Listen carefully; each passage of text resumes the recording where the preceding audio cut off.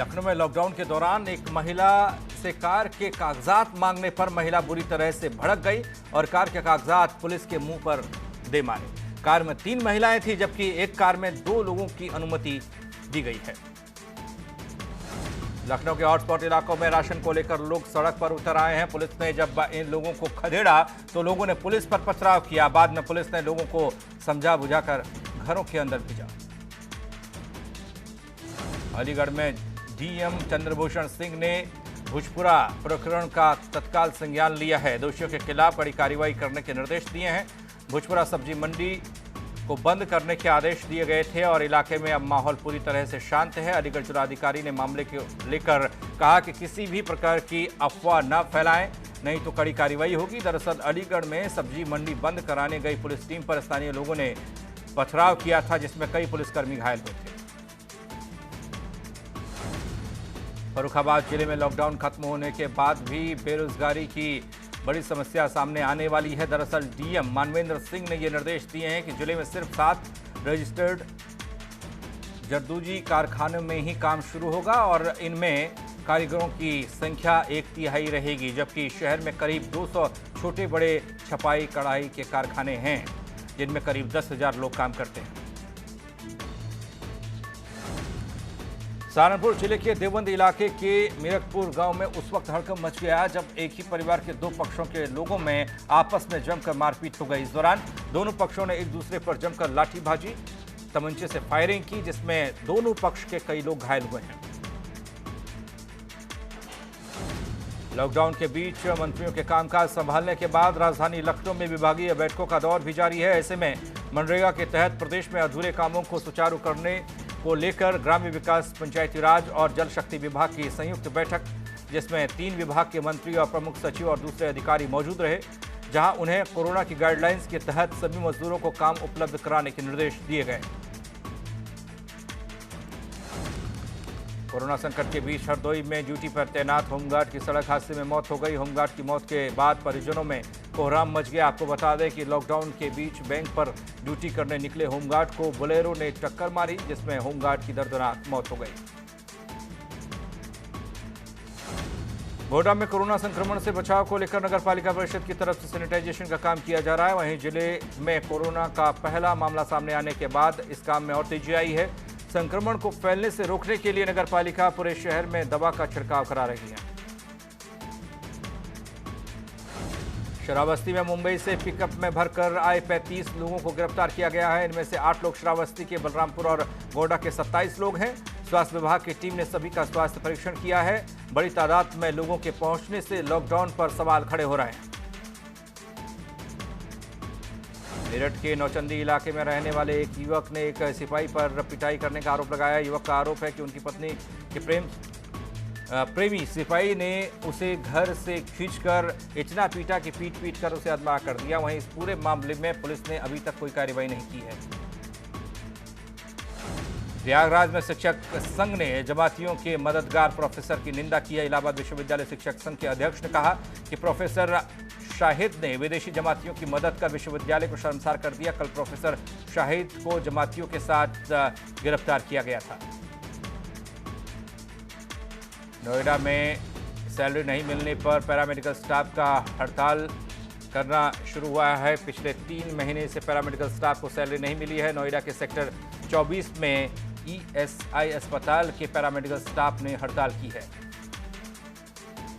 UP में corona के मामले लगातार बढ़ते जा रहे हैं। यूपी में कोरोना मरीजों का आंकड़ा 1400 के करीब पहुंचा है। अब तक 21 लोगों की इस वायरस की वजह से मौत हुई है। उत्तर प्रदेश के 53 जिलों में कोरोना पॉजिटिव मरीज मिले हैं। कोरोना के मामले देश भर में लगातार बढ़ रहे हैं। देश में अब तक कोरोना के करीब 20,000 मरीज सामने आ चुके हैं। कोरोना से अब तक 640 लोगों की मौत हुई है। कोरोना से 3,869 मरीज ठीक भी हुए हैं। दुनिया में कोरोना के मामले 25,50,000 के पार जा पहुंचे हैं। अब तक दुनिया में 1,77,000 से ज़्यादा लोगों की मौत हुई है। अमेरिका में कोरोना से हाहाकार मचा है। अमेरिका में पिछले 24 घंटे में 2,804 लोगों की मौत हुई है। अमेरिका में अब तक 45,340 लोगों की मौत कोरोना वायरस की वजह से हुई। उत्तर प्रदेश में पंचायती राज विभाग ने कोरोना को लेकर कोविड केयर फंड में 53 करोड़ 20 लाख का फंड दिया है। पंचायती राज विभाग ने मुख्यमंत्री योगी आदित्यनाथ को एक चेक सौंपा। गाजियाबाद के बाद नोएडा के सभी बॉर्डर को पूरी तरह से सील कर दिया गया है, जिसके बाद पुलिस ने बॉर्डर पर सख्ती बढ़ाई है। जरूरी सेवाओं से जुड़े कर्मचारी और गाड़ियों को छूट दी गई है। बाकी गाड़ियों की आवाजाही पर पूरी तरह से रोक लगा दी गई है। स्वास्थ्य विभाग की सलाह पर गौतम बुद्ध नगर के डीएम सुहास एलवाई ने दिल्ली और नोएडा बॉर्डर सील करने का आदेश दिया। यूपी के ऊर्जा मंत्री श्रीकांत शर्मा ने जमातियों के लिए एक संदेश दिया है। उन्होंने कहा कि जमाती मौत नहीं बांटें बल्कि बाहर निकलें और लोगों को जिंदगी देने का काम करें। साथ ही उन्होंने कहा कि छिपे हुए जमाती पुलिस को सूचना दे ताकि उनका इलाज हो सके। कोरोना एक बीमारी है जो जाति और धर्म के हिसाब से अटैक नहीं करती। लॉकडाउन का असर ग्रेटर नोएडा के ब्लड बैंकों पर भी अब पड़ता हुआ दिख रहा है। हॉस्पिटल में बने ब्लड बैंक में ब्लड की कमी हो गई है। हॉस्पिटल में आने वाले मरीजों को ब्लड के लिए सोशल मीडिया का सहारा लेना पड़ रहा है। वहीं डायल 112 पर कॉल करने के बाद 2 पुलिस कर्मियों ने मरीज को ब्लड डोनेट किया, जिसके बाद मरीज की जान कहीं जाकर बच पाई। लॉकडाउन की वजह से हमीरपुर में पानी का संकट गहराता दिख रहा है। लोग सोशल डिस्टेंसिंग को भूलकर पानी लेने के लिए लड़ते नजर आ रहे हैं। लॉकडाउन के बीच घर से बाहर लोग निकल रहे हैं। पानी लेने में दिक्कत का सामना उन्हें करना पड़ रहा है। गांव में रोज पानी का टैंकर देखकर लोग पानी लेने के लिए टूट पड़ते हैं और सोशल डिस्टेंसिंग की धज्जियां उड़ती हैं। इस दौरान लखनऊ का चारबाग रेलवे स्टेशन अपनी खूबसूरती के लिए जाना जाता है। यहां आने वाले लोगों की भीड़ भी इसकी अपनी एक पहचान है, लेकिन यहां पिछले 1 महीने से यहां सन्नाटा पसरा हुआ है। लखनऊ के निगोहा में एक युवक की मौत हुई है। युवक पंजाब से लखनऊ आया था। पंजाब सरकार ने मृतक का शव उनके परिजनों तक पहुंचाया। वहीं परिवार के पास पैसा न होने की वजह से कुछ समाजसेवियों ने उसका अंतिम संस्कार कराया।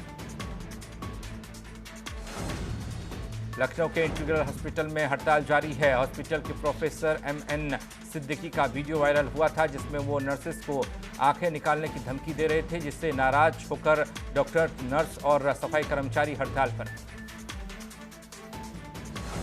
रामनगर शहर के पुछड़ी गांव में गोधन संरक्षण एवं संवर्धन के लिए श्री कामधेनु गोविंद गोधन सेवा समिति गौशाला एक मिसाल बन रही है। श्री कामधेनु गोविंद गोधन सेवा समिति गौशाला अपने लक्ष्य व मिशन को लेकर लगातार काम कर रही है। इस गौशाला का निर्माण 10 साल पहले गायों के संरक्षण के लिए हुआ था। वाराणसी के सारनाथ इलाके में पुलिस ने एक सिपाही और एक युवक को गिरफ्तार कर 6 पेटी शराब बरामद की है। पूछताछ कर उनकी निशानदेही पर मैरिज लॉन में खड़ी XUV से 6 पेटी अंग्रेजी शराब बरामद की गई। दोनों को गिरफ्तार कर जेल भेजा गया है। सिपाही के खिलाफ निलंबन सहित अन्य विभागीय कार्रवाई हो रही है। उन्नाव में लॉकडाउन को लेकर मुस्लिम धर्मगुरुओं के साथ डीएम ने बैठक की है। रमजान के दौरान हॉटस्पॉट इलाकों में सामान कैसे पहुंचेगा, इस पर चर्चा हुई। मुस्लिम धर्मगुरुओं ने लॉकडाउन का पूरा ख्याल रखने का भरोसा दिया है। हालांकि रमजान महीने को संपन्न कराने के लिए प्रशासन ने पहले से ही पूरी तैयारी की है। मुस्लिम समाज के लोगों के साथ रमजान को लेकर जिला प्रशासन ने बैठक की। मुस्लिम समाज के लोगों ने मीट की दुकानें खोलने की अनुमति मांगी है। रमजान को देखते हुए जिला प्रशासन ने हर संभव मदद करने का भरोसा दिया है और लॉकडाउन का पालन करने की अपील की है। खबर संभल से है। चंदौसी में लॉकडाउन का पालन करने के लिए एसपी और डीएसपी लोगों से हाथ जोड़कर अपील कर रहे हैं, लेकिन लॉकडाउन का उल्लंघन करने से लोग बाज नहीं आ रहे। संभल में 9 कोरोना पॉजिटिव केस आ चुके हैं। इसके बाद भी लोग लॉकडाउन को गंभीरता से नहीं ले रहे। मेरठ के नौचंदी इलाके में 2 पक्षों में जमकर मारपीट हुई है। दोनों पक्षों के बीच लाठी डंडे चले हैं। एक पक्ष ने दूसरे पक्ष पर छेड़खानी का आरोप मढ़ा है। इस मारपीट में 2 लोग घायल हुए, जिन्हें इलाज के लिए अस्पताल में भर्ती किया गया। महाराजगंज में लॉकडाउन के कारण रिक्शा चालकों के सामने रोजी रोटी का संकट आ खड़ा हुआ है। शहर में सैकड़ों रिक्शा चालक भुखमरी की कगार पर जा पहुंचे हैं और उनकी मदद करने वाला यहां कोई नहीं दिखता। हरदोई के संडीला में एक कब्रिस्तान में आग लग गई। आग लगने के कारणों का पता नहीं चल पाया। मौके पर पहुंची दमकल विभाग ने आग पर काबू पाया। हालांकि इस दौरान किसी तरह का कोई नुकसान नहीं हुआ है।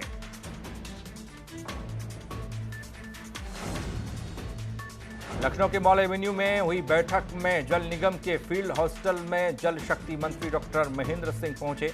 लघु सिंचाई, भूगर्भ जल, पेयजल की समस्या और नमामि गंगा समीक्षा हुई। इस पर बैठक में कई अधिकारी भी मौजूद थे। कौशाम्बी में बेमौसम बरसात और ओले गिरने की वजह से गेहूं की फसल बर्बाद हो गई। वहीं लॉकडाउन में भी फसल काटने की अनुमति नहीं मिलने की अफवाह ने किसानों की कमर तोड़कर रख दी। अफवाहों को ध्यान में रखते हुए किसानों ने अधपकी फसल को काटना शुरू किया। ऐसे में गेहूं की पैदावार उम्मीद से काफी कम हुई है। विपणन विभाग ने डीएम के माध्यम से शासन को रिपोर्ट सौंपकर गेहूं खरीद के नियमों में संशोधन की मांग की है। यूपी के संभल में उस वक्त हड़कंप मच गया जब आबादी के बीच सड़क पर 50-50 के 2 नोट पड़े दिखाई दिए। कोरोना वायरस की दहशत के चलते स्थानीय लोगों ने पुलिस को सूचना दी, जिसके बाद मौके पर पहुंची पीआरवी की 112 गाड़ी पर तैनात पुलिसकर्मियों ने सावधानीपूर्वक सड़क पर पड़े नोट को जब्त किया। उच्च अधिकारियों को इसकी सूचना दी गई। देश भर में लॉकडाउन होने के चलते जो जहां है वहीं फंसा है। ऐसे वक्त में सबसे ज्यादा परेशानी मजदूर वर्ग को हो रही है। सब कुछ बंद होने के चलते इनके पास बाहर रहने का कोई विकल्प नहीं बचा है। दिल्ली, राजस्थान से कई दिनों से लगातार पैदल और साइकिल के जरिए कुशीनगर कुछ मजदूर पहुंचे हैं।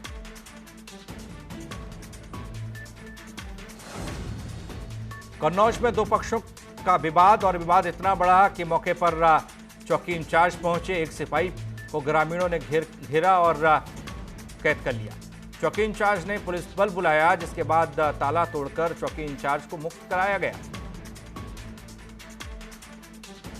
बहराइच में पैरों से दिव्यांग एक शख्स अपनी ट्राईसाइकिल पर सैकड़ों रंग बिरंगे मास्क बेच रहा है। जहां कोरोना को लेकर लोग मास्क की कालाबाजारी कर रहे हैं, वहीं ये दिव्यांग शख्स मास्क केवल 10 रुपये में उपलब्ध करा रहा है। इस दौरान सोशल डिस्टेंसिंग का भी खासा ध्यान रखा जा रहा है।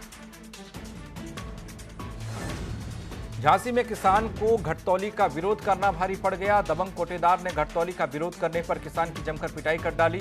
साथियों के साथ मिलकर किसानों को लात घूंसों से पीटा। इतना ही नहीं, कोटेदार ने किसान का मोबाइल भी तोड़ डाला। रामपुर में मामूली बात पर 2 पक्षों में जमकर पत्थरबाजी हुई है। मौके पर पहुंची पुलिस ने 5 नामजद समेत 9 लोगों पर मामला दर्ज किया है। इस दौरान पुलिस ने 3 लोगों को गिरफ्तार किया।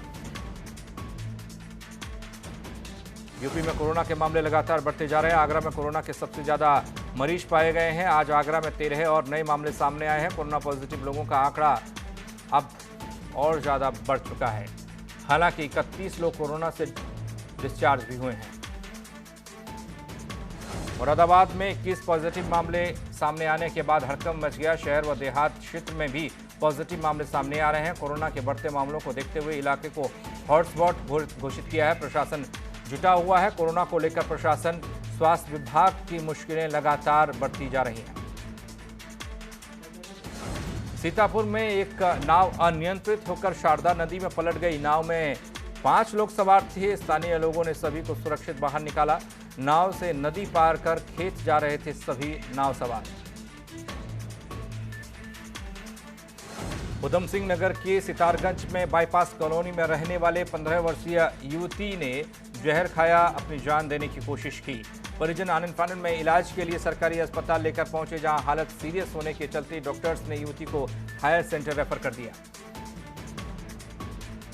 लगातार बढ़ रहे कोरोना संक्रमित मरीजों को देखते हुए बिजनौर जिला प्रशासन ने सभी पुलिसकर्मियों और इमरजेंसी सेवाओं में लगे कर्मियों को सोशल डिस्टेंसिंग नियम के पालन कराने का निर्देश दिया है। सब्जी मंडी को लेकर स्वास्थ्य विभाग द्वारा इस मंडी में पहुंचने वाले सब्जी विक्रेताओं की जहां बराबर थर्मल चेकिंग हो रही है, स्क्रीनिंग हो रही है, वहीं किसी भी तरह की सब्जी खरीदने के दौरान विक्रेता सोशल डिस्टेंसिंग का पालन करने का निर्देश उसे दिया गया है। अगर वो निर्देश का पालन नहीं करता तो कार्रवाई संभव। रायबरेली के बछरावा में लखनऊ से आ रहे युवक की बाइक ओवरब्रिज की रेलिंग से जा टकराई। हादसे में युवक की मौके पर ही मौत हो गई। वहीं बेटी की हालत गंभीर है, जिसे इलाज के लिए अस्पताल में भर्ती किया गया है।